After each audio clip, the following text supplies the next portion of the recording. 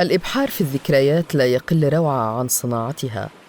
في الكتاب الثاني من سلسلة عن العشق والسفر نجوب البحار والمحيطات، نستكشف عوالم جديدة ونبحث عن أخرى مفقودة. نحتمي في الكهوف المظلمة من هجوم القراصنة، ونغوص في الأعماق في تحد صارخ للوحوش المفترسة.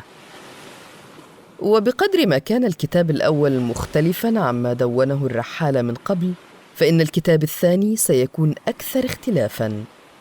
رسائل يحملها البحر تروي قصتنا وقصص من سبقونا، قصص عن العشق والسفر.